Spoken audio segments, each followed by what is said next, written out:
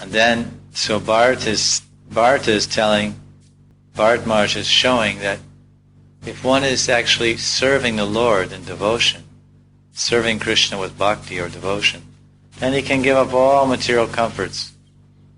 Doesn't matter.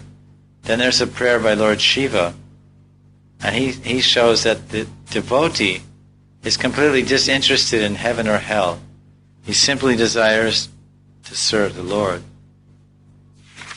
And his prayer is there on page 37, 38.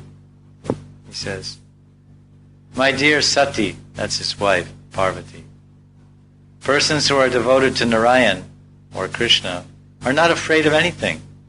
If they are elevated to higher planetary systems, or if they get liberation from material contamination, or if they're pushed down to the hellish condition of life,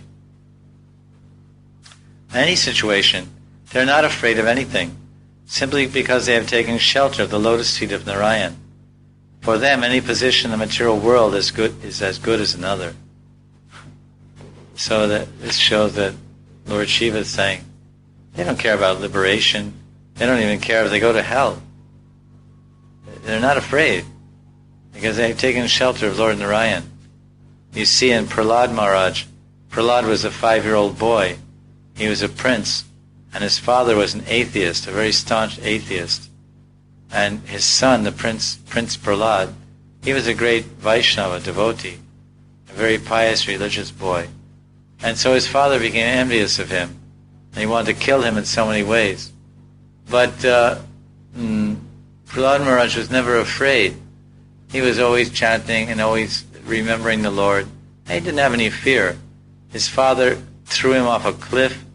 His father threw him under the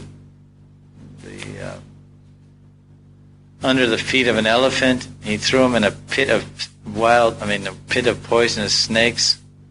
He tried to pierce him with daggers and swords and lances. And he never showed any signs of fear. He was completely fearless, because he was totally surrendered to Krishna.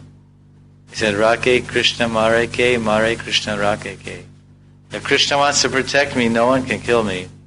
And if Krishna wants to kill me, then no one can protect me. So this is fearlessness.